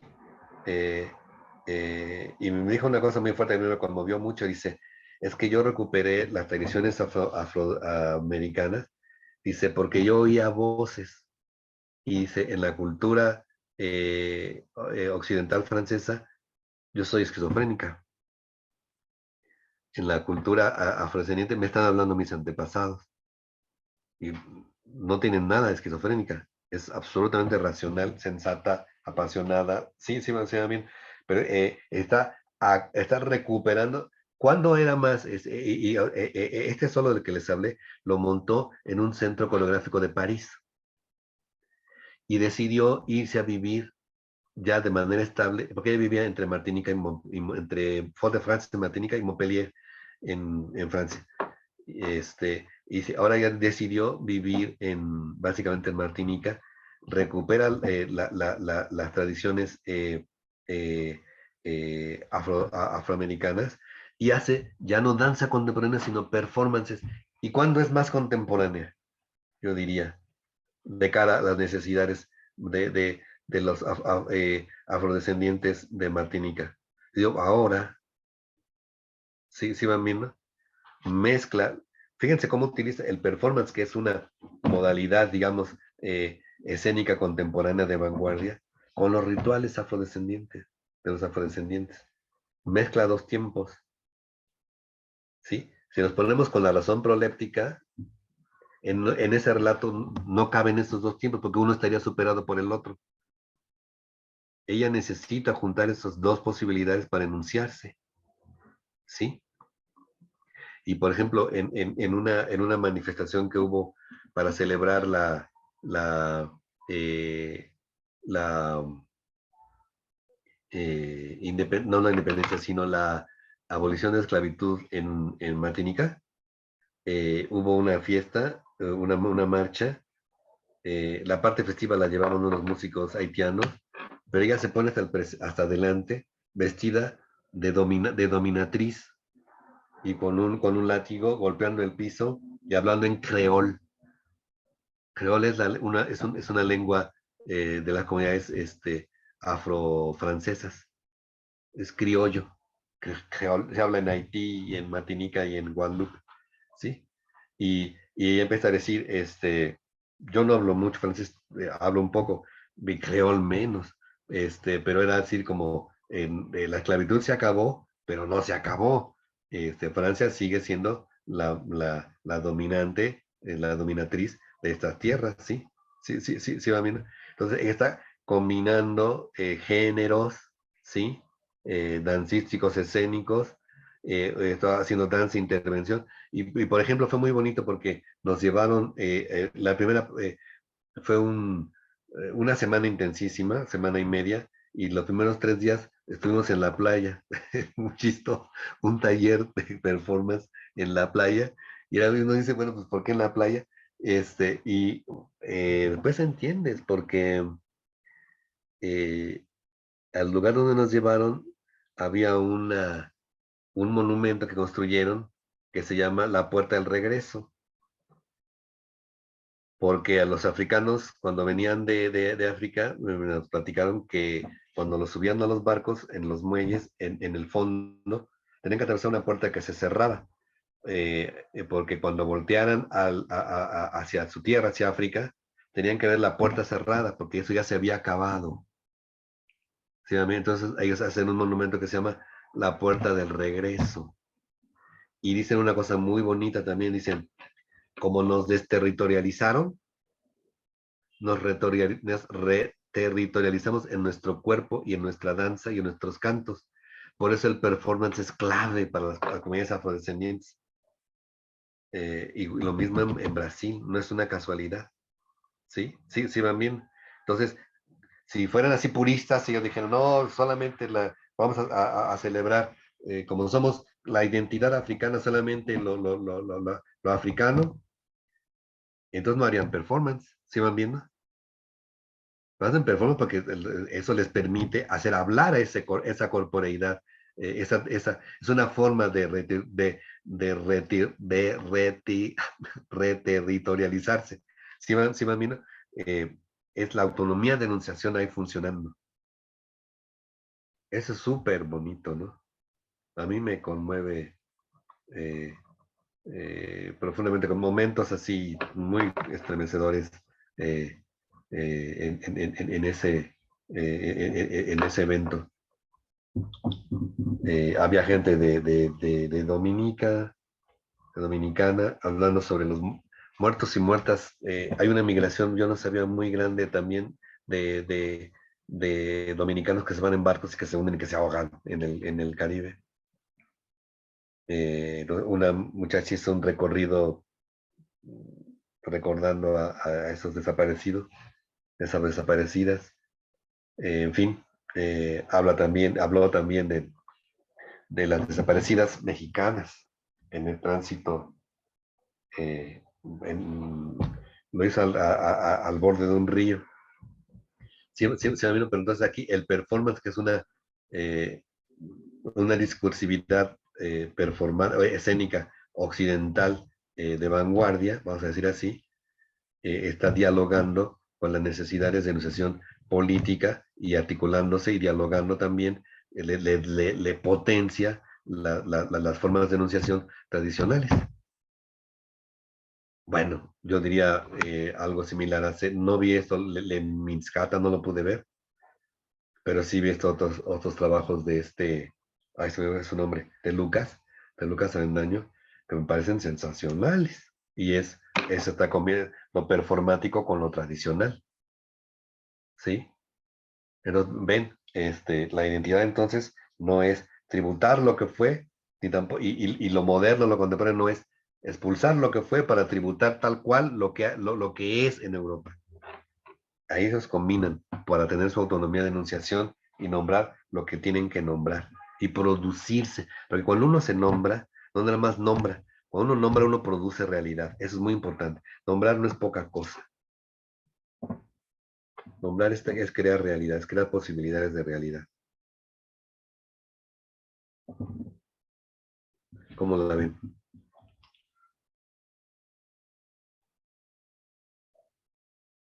Sí, ¿José? ¿Quiere hablar? ¿O no? Perdón, pensé que le había levantado la mano. No sé si tengan algún comentario, pregunta, queja.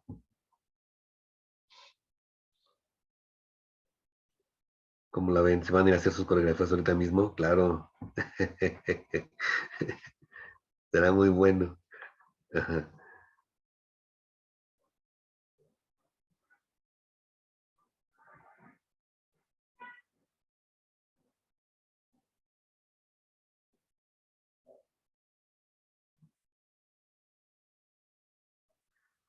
Pues no sé si no hay más. Estas serían como mis reflexiones en general básicas.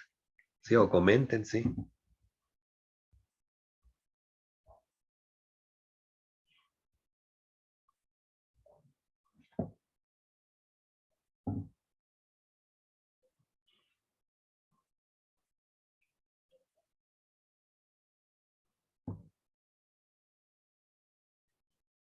Bueno, otra pregunta. Ah, sí.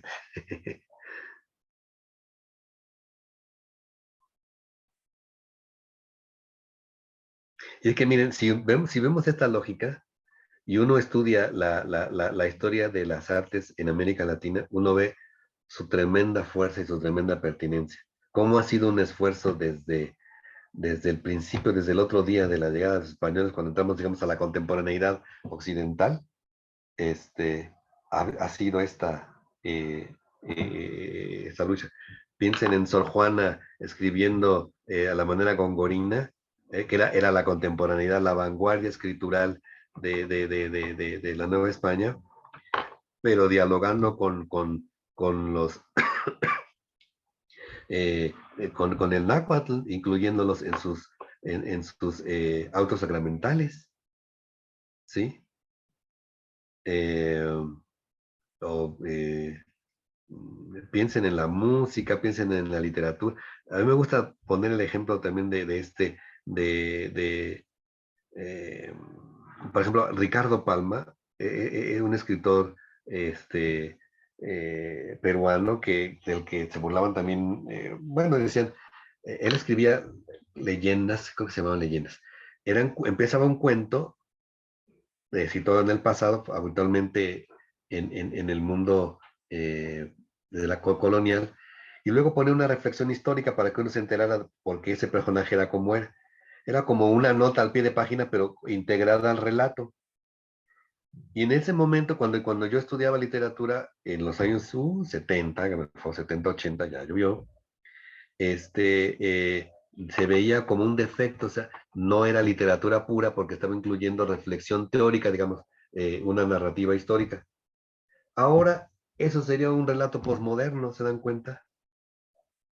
Estaba a la vanguardia, o sea, lo que antes era un atraso, hoy diría, no, pues Ricardo Palma estaba mezclando géneros y estaba, sí, sí, sí, es que él necesitaba, ¿a quién le escribía?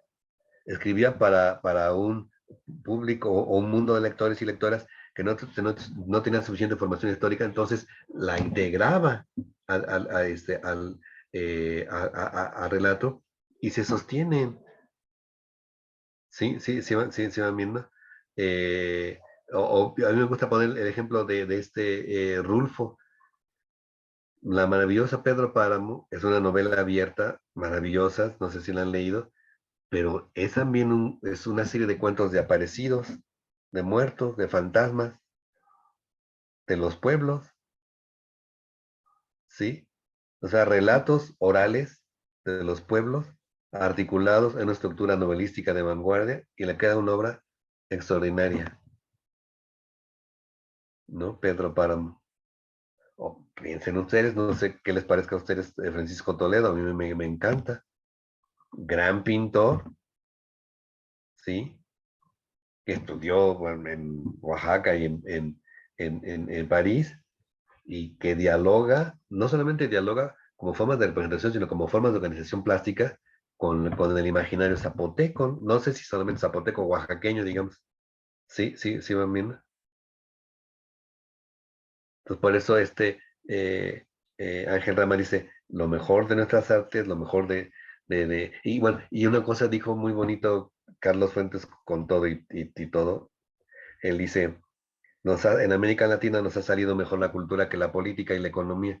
Dice, ojalá lleváramos a esta capacidad de autonomía de enunciación que hemos tenido en la cultura, en las artes, llevarla a la política y a la economía, y yo creo que no le faltaba razón. Miren, la economía en nuestros países es fundamentalmente razón metonímica y razón proléptica, ¿no? ¿Cómo es ser modernos? ¿Cómo es ser contemporáneos? ¿Con qué modelo de producción hay que ser modernos? ¿Sí?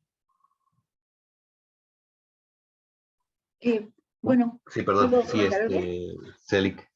Ujú. Es que justo recordé que cuando estábamos en unos semestres pasados y teníamos esta materia de filosofía de la danza, con el maestro Alan Quesada, nos mencionaba esta forma de pensar la danza folclórica, que era que está haciendo todo el tiempo, ¿no? Que no viene a ser como que la danza folclórica fue o será, sino que todo el tiempo está sucediendo continuamente dependiendo de sus contextos y todas estas otras circunstancias. Claro, exacto. Es decir, en sus presentes, en sus varias contemporaneidades. Muy bien, sí, así es.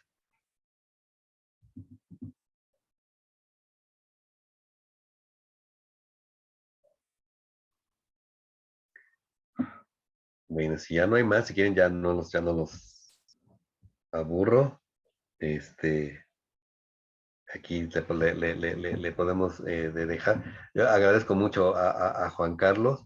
Les mando un textito que escribí sobre Martinica, porque a mí me gustó mucho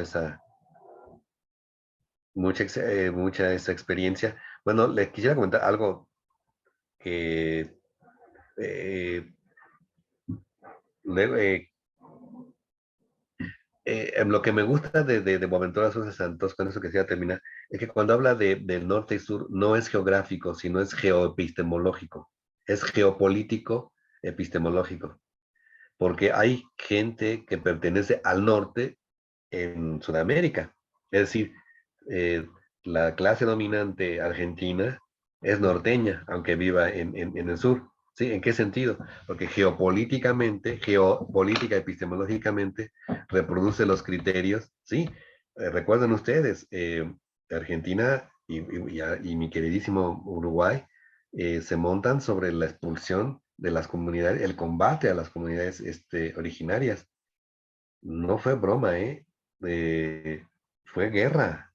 Bueno, como en el norte contra los yaquis y los seris en México, pero fue una guerra que atravesó todo el siglo XIX. Muchos los mataron, desaparecieron o los mandaron, sí, por ejemplo, y a la actualidad, la clase dominante y en la historia oficial argentina, por ejemplo, no hay negros. Y entonces llegan los historiadores y dicen, ¿por qué creen que por lo menos dos héroes de la independencia argentina eran negros y una negra? Sí, sí, se dan cuenta. Ni la toman, ni aparece en los relatos oficiales, se dan cuenta. Entonces, el norte y el sur no son geográficos, son geopolítico-epistemológicos.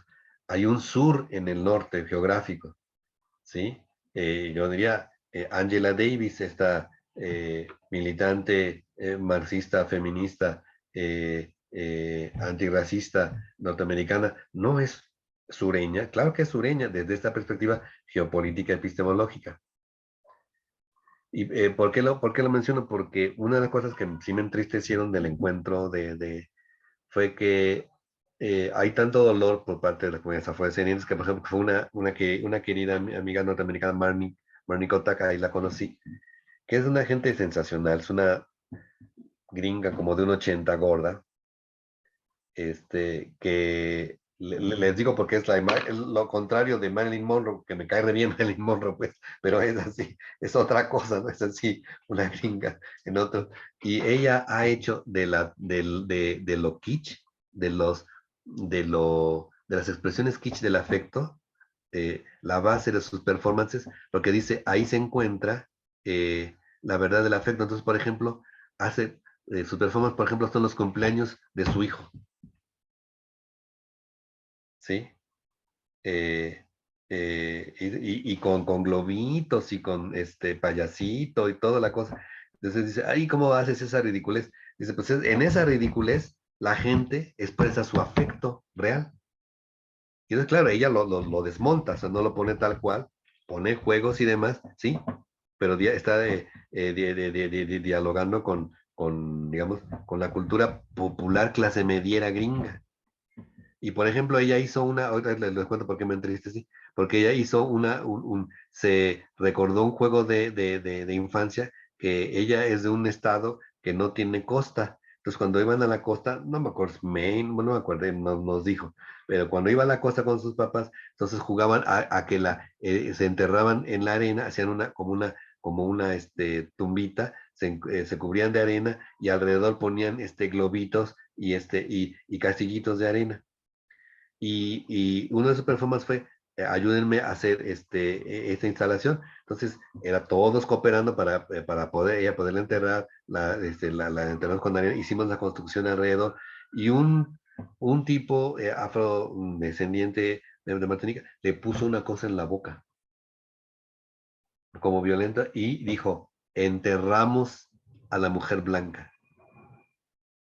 Y yo decía, no, ella se enterró a sí misma como un sí se dan cuenta, o sea, fue como muy, por ser blanca, por ser gringa, no quiere decir que ella fuera del norte. Sí, no sé si van viendo.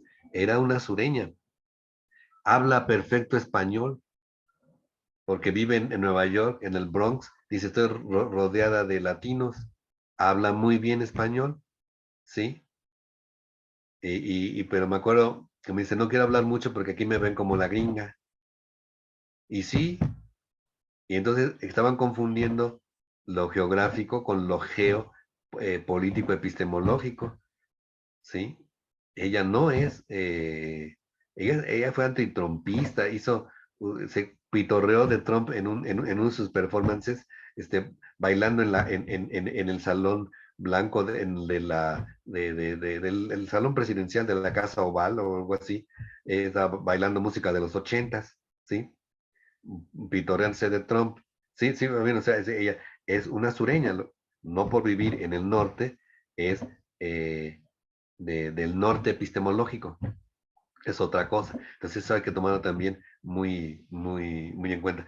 Yo les diría, Obama es negro, Obama es epistemología del norte. ¿Sí van viendo? Entonces, bueno, y Marnie Kotak no, y Marnie Kotak es blanca como la leche, ¿sí? Pero ese no es el problema. ¿Cuál es tu proyecto poético político? Bueno, esto es con lo que yo quisiera terminar hoy. ¿Cómo la ven? Espero que les haya sido útil esta charla.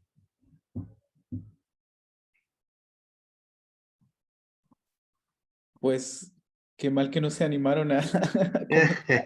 Después de que quedaron un poco como atónitos todos, atónitas y atónitos. Pero es que es muy interesante lo que nos planteas, maestro Javier, porque como que creo que estamos atravesados por esas eh, pues geopolíticas todo el tiempo. Claro. Estamos como todo el tiempo las estamos viviendo ¿no? Y en estas dinámicas como que siempre estamos justo con este como reclamo de autonomía, de enunciación, sorteando esas cosas, ¿no? O tratando de deslocalizarnos si es que lo tenemos consciente o más bien pues reforzándolo si es que no tenemos claridad de hacia dónde vamos. Pero es muy interesante todo lo que nos planteas porque justo de ahí se desprenden muchas de las problemáticas, ¿no? Y también la invitación a asumir este posicionamiento como artistas, como hacedores, ¿no? Y repetidores también de una disciplina, ¿no? Porque dentro de la repetición también está la posibilidad Claro. de crear, ¿no? Otras posibilidades, de hacer otros mundos. Entonces, Claro. es muy interesante como tener esta conversación contigo. Eh, igual, si tú quisieras sumarte a las siguientes charlas, ¿no? Que vamos a tener los próximos viernes, estaría Ok, claro. A lo mejor no puedo siempre porque luego se me atraviesan cosas, Sí, pero habitualmente los viernes no tengo clase. Entonces yo creo que sí me asomaré con gusto. sí, sí, Sí. sí, sí, sí. Pues muchísimas gracias de entrada por esta amena e interesante, pues sí, despliegue de experiencias también, ¿no? Porque me gusta mucho también la forma en que entrelazas como esa experiencia tuya, ¿no? También como desde otras áreas de conocimiento y también lo que conoces de lo coreográfico. Y desde luego que no es aburrido, ¿no? O sea, Ujú. Giselle, ¿no? Al contrario, siempre nos deja pensando ahí y elucubrando un montón de cosas en, en el cerebro y en la práctica también. Y eso, pues sí, como que más bien siempre, bueno, yo tuve también la suerte de tomar los seminarios en el CENIDI con el maestro Ujú. Contreras. Siempre me Ujú. quedaba así como con la cosa de masticar y procesar y qué pasa, ¿no? Con toda esa información, porque sí de repente cae así como, es como una Ujú. confrontación también, ¿no? Ah, qué bueno. Bueno, en el buen sentido, no, no, Sí, sí, sí, sí, entiendo. Ajá. Ujú. Sí, sí. pues no sé Pues qué si bueno. quiera decir algo como para cerrar, chicas. Digo, la idea es que yo no asuma protagonismo dentro de Ok. estas sesiones, sino más bien dejar que nuestros invitados, en este caso tú, maestro, a charlen con los estudiantes. Igual ellos ya conocen también mi discurso y mi posicionamiento, Ujú. pero es interesante, ¿no? Que dialoguen ahí entre esto. Sí, Ah, bueno, bueno, tú. vas. No, sí, justo lo que comentaba el profe Palma, ¿no? Que es esta charla en específico, a mí me dejó como un poco en shock, porque Mm. sí, todo este planteamiento que nos está proponiendo es justo de las cosas que creo que a varios de nosotros nos ponen en conflicto, porque igual como vamos incursionando en este medio a través de la Ujú. licenciatura, es justo esta cosa de no sé en dónde colocarme más o menos, porque existen todas estas cosas de que yo personalmente fui aprendiendo primero estas ideas eurocentristas de lo que es el arte y a lo que uno debe aspirar, pero afortunadamente a través de mi proceso ya en la licenciatura he encontrado estas nuevas formas de visibilizar Ujú. justo nuestra quehacer artístico, ¿no? Que es donde me encuentro actualmente y no, pues, intentar alcanzar estos posicionamientos, como usted lo decía, sobre las ciudades letradas, que es justo Ujú. lo que teníamos como visión, ¿no? Que tengo que ir a la ciudad para aprender lo que debo hacer y muchas veces lo tenemos a nuestro alcance Ujú. en otros espacios, ¿no? Ujú. Ok, muchas gracias por tu comentario. Bueno, yo solo quería como agradecer la charla porque justo creo que de las cosas que más nos hacen falta, pues no sé si generalizar como artistas, pero al menos sí de los que estamos en la escuela, es justo esa parte un poco más crítica sobre lo que estamos haciendo, porque pues justo la materia de la que estaba hablando Célica al principio, de filosofía de la danza y eso, pues es lo que tenemos como de materias para un poco reflexionar, pero pues yo creo que de este tipo de cosas nunca es suficiente. Mm. Siempre hay algo que se puede pues ahondar un poco más o reflexionar más. Siempre va a haber algo que no habíamos pensado. Entonces, pues nada, agradecer como No, pues esta. gracias a ustedes. Gracias a ustedes. Muy, muy bonita sesión. Igual de mi parte agradecerle, profesor, porque hay muchas ideas con las que igual estoy como de acuerdo, otras tantas que no tenía tan afianzadas y a la hora de escucharlo como que pude aterrizarlo mejor igual ahorita en escrito y Ujú. creo que me ayuda igual mucho en mi quehacer como bailarín y como creador y pues eso se agradece, fue muy enriquecedora la plática. No, pues qué gusto. Ya veré esos trabajos, ya los veré pronto. Sí, de mi parte también. Creo que más que preguntar o cuestiones así, mi forma como de, ¿cómo decirlo?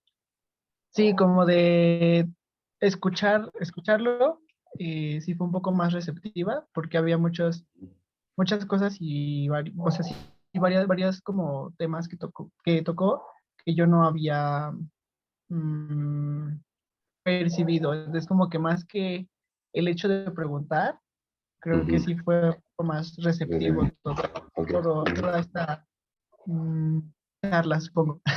Bueno, charla no, porque pues nosotros casi no hablamos, pero sí, pero, Ajá, pero tienes sí, razón. estuvo Ajá. bastante interesante y muy agradecido.